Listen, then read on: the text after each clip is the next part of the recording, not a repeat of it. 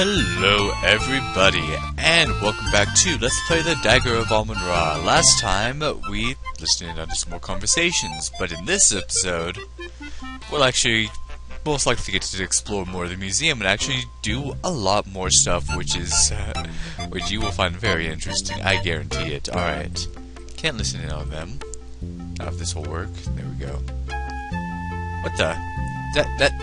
Is that Steve? Look at that suit he's wearing with those boots.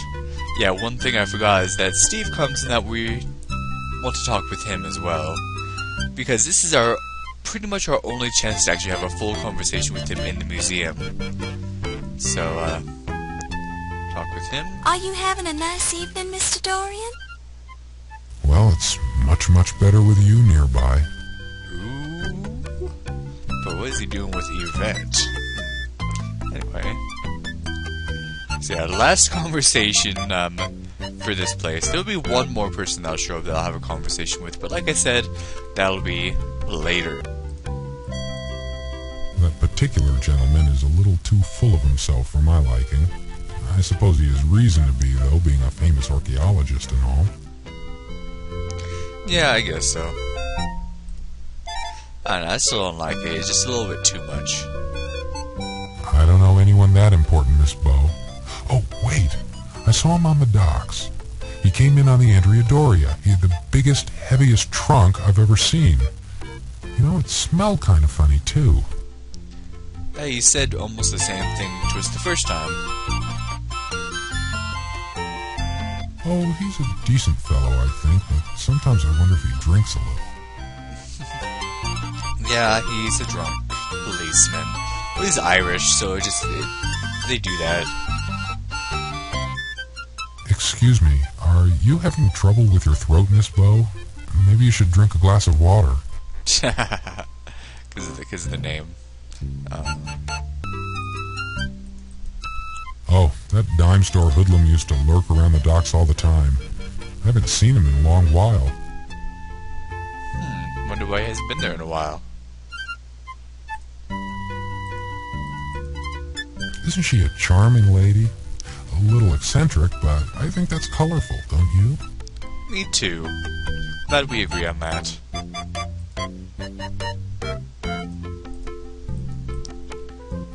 She's a lovely girl, Miss Bow, but she makes me just a little nervous. Oh, really? You think she's lovely, do you? Well, sure. Laura. A man would have to be blind not to see that, right? Oh, no, dude. I think she wears a wig. She looks cheap. Her hair looks real to me. How come she makes you nervous?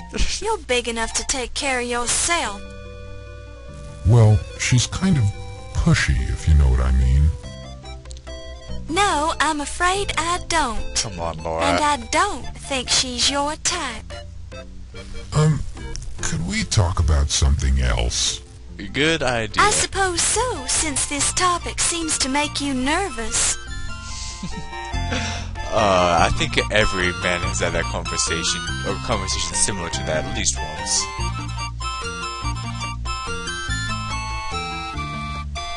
Oh, he's an okay Joe, I guess. He sure takes his job seriously.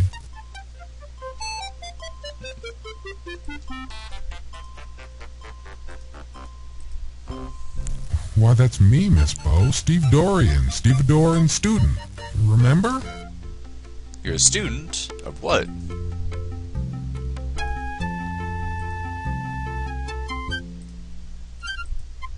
She's some really rich lady. I saw her on the docks one day. She met Mr. Carrington, as a matter of fact.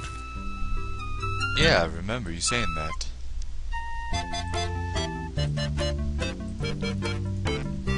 He's a studious gentleman, isn't he?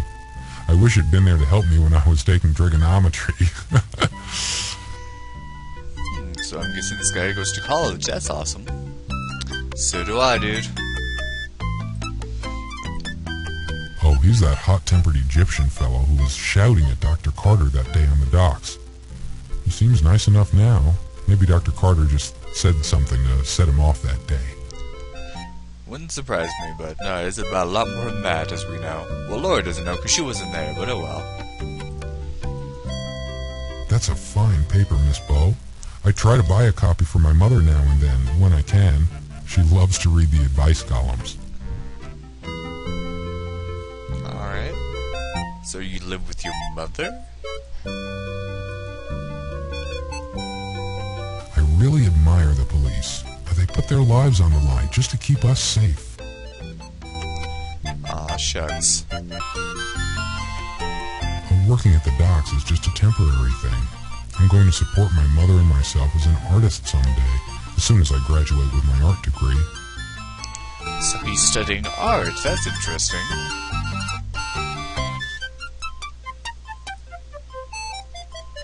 The Linedecker is one of my favorite places in the whole world. I've never seen so many wonderful things in one place before. Pretty cool place, as we'll see in a bit. Has 1926 been a good year for you, Mr. Dorian? Yes, Miss Bo, it has. I'm enjoying my sophomore year of college very much. You're attending college? What's your major? Art. I hope to be a famous painter someday. Good luck with That's that. wonderful, Mr. Dorian. Oh, it's no big deal. Yeah, as you remember, Laura Bow already graduated from Tulane University. You ask yourself... Oh no, I want to ask him.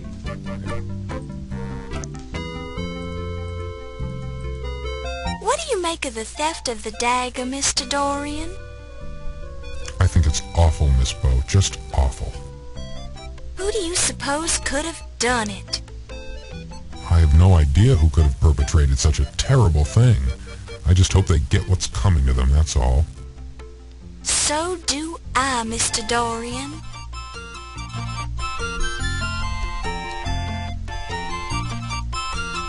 Do you know much about Egyptology, Mr. Dorian? I'm afraid I don't. I wanted to take a class in it this semester, but I couldn't quite manage it. Aw, too bad. Yeah, he's pretty mad about that burglary. Hopes burglar gets what's coming to him. Anyway, actually I want to take a look at it and see what she The says. stevedore looks a little more refined than you'd expect. He's also rather attractive. Alright, Laura. Well, let's see what he's talking about with Yvette.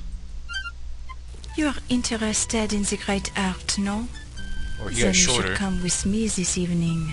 I'll give you the personal tour of the old master's gallery. Well, I guarantee that you'll not be wasting your time. You will enjoy it very much. Well, You are studying the art at the université, no? Well, yes, but... Then it is settled. I will give you the private tour in a little while, no?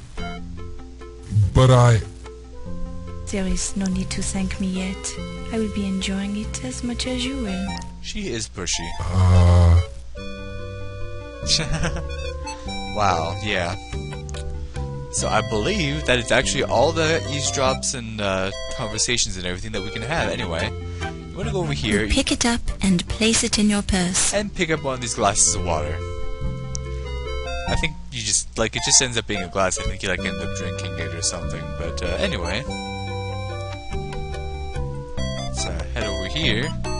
Yeah, you can see all the people that we talked to before are now gone. That's interesting. Alright, let's go over to this gift shop over here. Let's take a look. These appear to be copies of ancient Egyptian artifacts. They seem to be nicely crafted.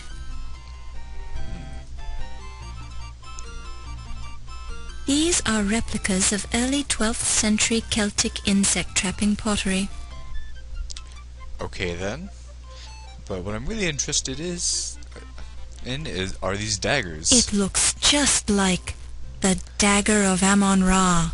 Isn't it beautiful? I guess they sell replicas here. Let's take out our magnifying glass, take a look. Made in Pittsburgh. If I wanted my replica, I wouldn't want a big Made in Pittsburgh on the blade, but whatever. The dagger shows Pittsburgh's high degree of craftsmanship. It looks just like the dagger. Okay, yeah, you said that. Anyway, exit. Actually, I want to check this one over here. That's not the... No. Huh, what? There's something missing. It looks just like the... The dagger shows a high degree of craftsmanship.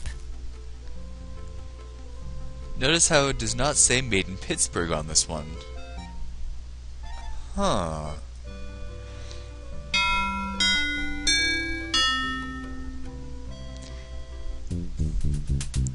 Uh-oh. Hello, Mr. Heimlich. Fräulein, this gift shop is closed. You should not be here. Oh, I'm sorry. The door was unlocked. Unlocked? My assistant will be disciplined harshly for this mistake. Please rejoin the party now, or I will be forced to injure you. Wow. Yeah, he does take his job pretty seriously, doesn't he? Alright, well, let's do some exploring inside the museum.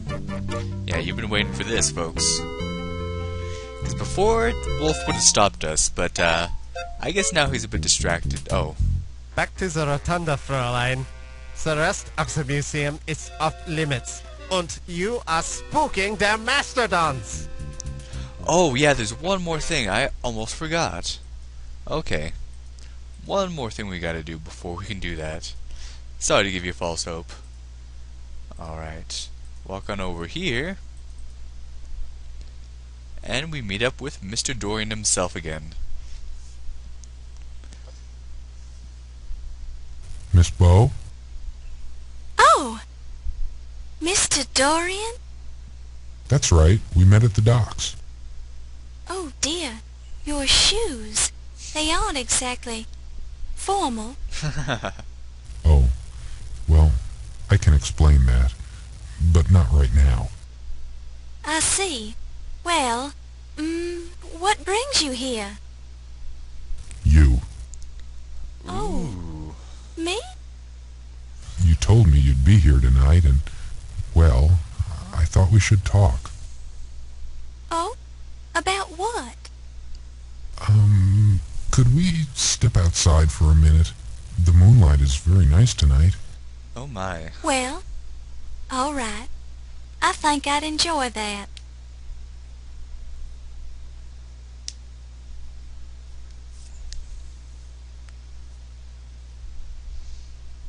Time for our first date with Mr. Dorian.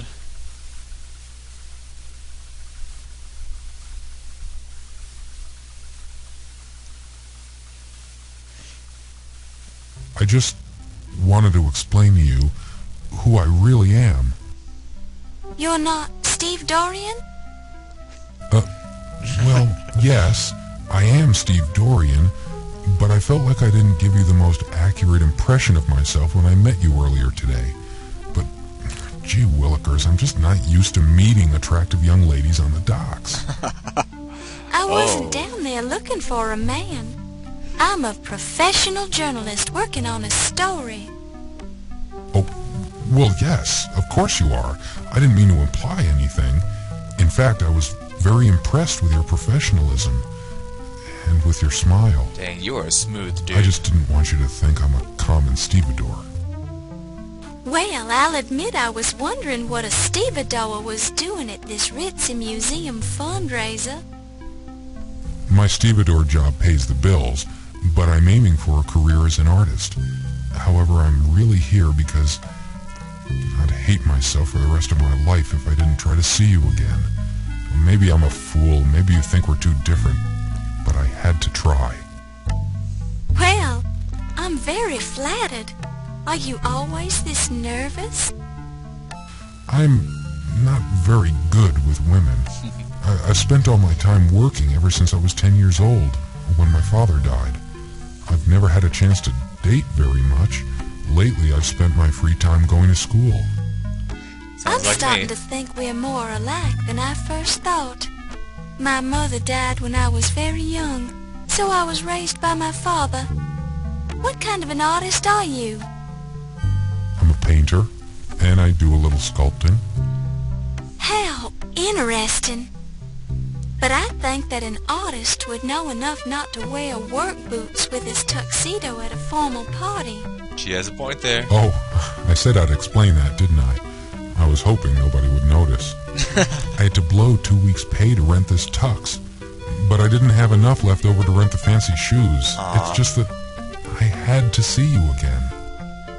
You spent all your money just to see me? And that's how you get women. My goodness. Spend all your money. I don't know what to say. Say you'll have dinner with me some evening. I may seem a little odd, but I promise that I'm harmless. I'd be honored to spend an evening with you and show you the sights around town. Well, I don't usually, but you've gone to a lot of trouble to find me. I think I can trust you. Really? You'll do it? Oh, thank you. You won't regret it. I'll make it a memorable evening. I'll paint for you. I'll dance for you. I'll sing for you. Anything you want. Oh, you're a little bit desperate, there's dude. no need to get carried away. Let's see how dinner goes first. Of course. You're absolutely right. I don't seem too anxious, do I? Maybe just a bit, but that's okay. Okay. I'll take a deep breath and calm down. I'll be fine. I'll do whatever you want. I think this is the beginning of something important, Steve. I like you already.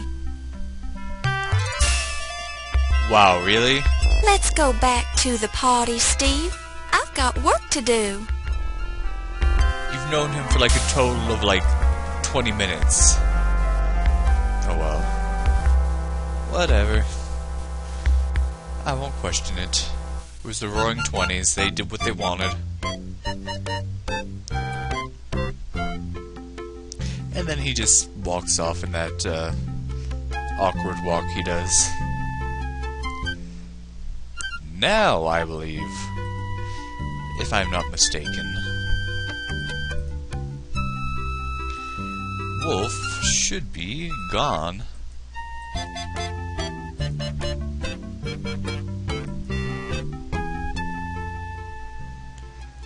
Oh, yes, he is, and now we are in the Mastodon exhibit dinosaurs. Under close inspection, you can see that this pile of bones could indeed be assembled to resemble the skeleton of a mastodon. Determining whether or not the reproduction is at all accurate is beyond your expertise. Yeah. This is a mastodon, one of the early mammals. Technically, the mastodon is not a dinosaur at all, but since they date back to prehistory, they're included in the exhibit. This particular example of the order Proboscidea is the Mammoth americanus, or North American mastodon. The chief feature which distinguishes this shaggy beast from the elephant and the woolly mammoth are its molar teeth. How educational. Let's go, I believe, over here. Yes, okay. A fairly accurate model of Struthiomimus, or ostrich mimic. Get to know these rooms very well, folks. Suspended overhead by thin wires, the pterodactyl frozen in mid-swoop presents a most horrific tableau. Oh, you just wait. Let's see, what's up here? Oh, more dinosaurs. It's a Tyrannosaurus rex. His name is Rex. Isn't that clever? How creative. And what's this right here? The sign says, "Push button to hear Rex speak." Let's do it.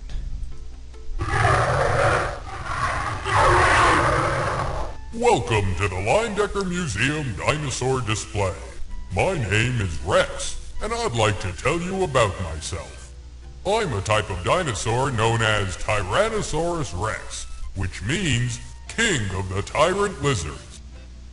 Although I was not the largest type of dinosaur, I was the largest predator ever to walk the earth. Oh my. Some of my friends were 40 feet long and weighed 8 tons, with teeth that were 6 inches long. Your modern elephants don't weigh more than 6 tons. I lived between 250 and 65 million years ago, during a period known as the Age of Dinosaurs, also called the Mesozoic era. Was the echo necessary? The first complete skeleton of a Tyrannosaurus Rex was found just 24 years ago in Montana in 1902. Although there were many meat-eating dinosaurs, I was considered the best killing machine who ever lived. Because he's so Speaking of freaking which, big. I'm feeling a bit hungry. Would you like to volunteer to be my next meal?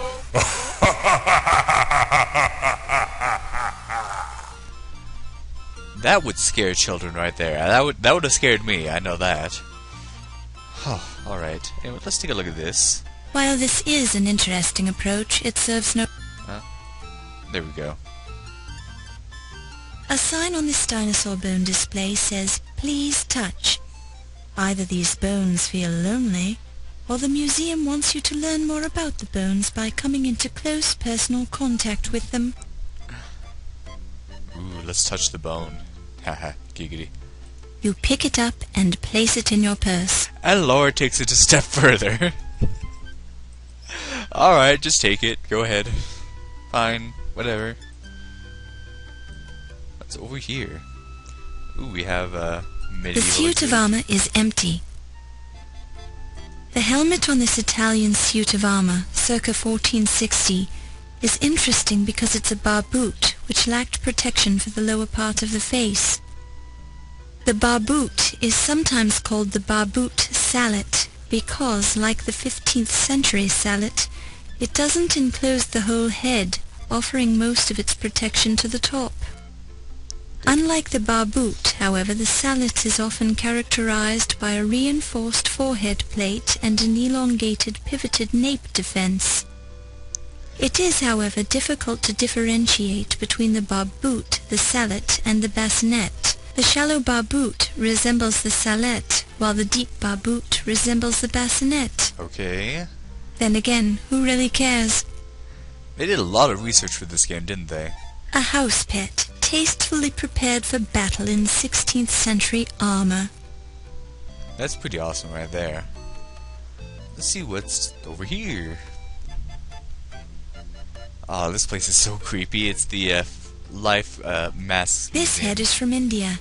You close your eyes, smelling the incense, hearing the temple bells. Yeah, it pretty much shows masks from people around the world and what they look like. Not sure if that'd be considered racist or not, whatever.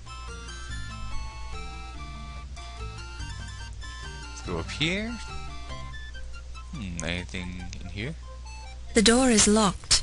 When you touch the doorknob, you get a heavy coating of dust all over the palm of your hand. Huh. Yeah, we will not be going in there for a very, very, very long time. And here we are, the Egyptian exhibit. The mummified corpse of Amenophis III, also known as Amenhotep III, or Memnon by the Greeks. He built large temples to Amon-Ra, both at Karnak and at Luxor. In the 5th year of his reign, Amenophis marched into Nubia to quell a mighty rebellion. He also ruled over the Mesopotamians, since his kingdom was quite large. We also know that Amenophis was a mighty hunter who slew 102 lions during the first 10 years of his reign in his spare time. Now he's dead. As we can see. What does this say right here? The placard says, "This is a granite stele depicting Horus and Thoth found in the Temple of Amon-Ra. This stele was modified during the reign of the pharaoh Akhenaten, then restored during the reign of Tutankhamun."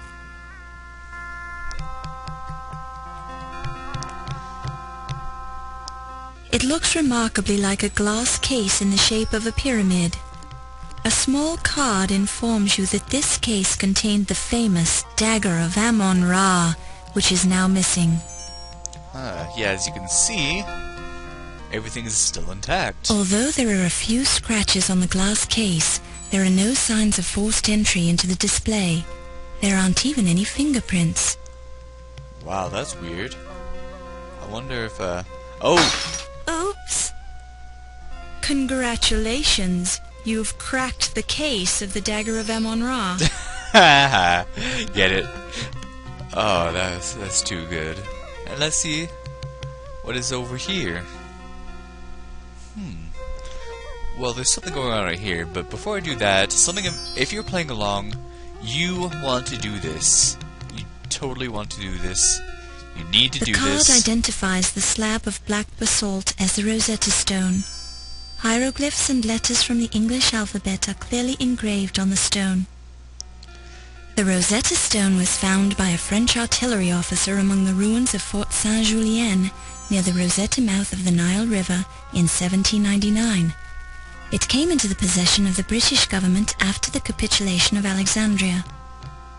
The Rosetta Stone, currently on loan to the Leyendecker Museum, is the key to modern translations of ancient Egyptian hieroglyphs into English text. You notice that half of the Rosetta Stone seems to be missing from the display, replaced by a small card that reads, Artifact 310 removed from display for research on 9/1/26 by O.M. Alright, and the most important thing is to look at it with your magnifying glass. Now, you have plenty of time throughout the game to do this, but if you neglect to do it, you will get to a certain part near the end that you will not be able to get past because you didn't look at it with your magnifying glass, and you will lose and die. Not even lying. So, take a look at these hieroglyphs here. Alright, simple enough, but if we look in our notebook... It's your Go to miscellaneous, and the hieroglyphs are now there. So we can choose from them when we need to. Let's take a look over here. Ironically, there's a gold Ankh medallion, the ancient Egyptian symbol of life, resting in the pool of blood. An Ankh? Wasn't Dr. Tut Smith wearing an Ankh? A close look reveals the initials P.S. inscribed in the back of the bloody Ankh. That's Dr. Smith's initials. Let's take You it. pick it up and place it in your purse. And what's that down there? Looks aren't everything. Alright, let's use the magnifying glass. Is that a heel print? There's a narrow red footprint from a woman's high-heeled shoe on the floor. Apparently the shoe's owner stepped in some of the blood. It apparently belongs to a dainty foot. A dainty foot? That sounds like a Yvette. And it kind of leads to this. An inner mummy coffin which was contained in the exterior mummy coffin to the left. Identified from the cartouches on both coffins, the occupant was probably Hatshepsut, the female pharaoh, daughter of Thothmes I. Hatshepsut built the magnificent tomb temple at Deir el-Bahri and ruled for 20 years with her lover Senmut. At her death, Hatshepsut's successor tried to erase all memory of her by destroying her statues and obliterating her name from her various monuments. But I have a feeling there's something else inside. Let's take a look. You ready, folks? I'm not, but oh well.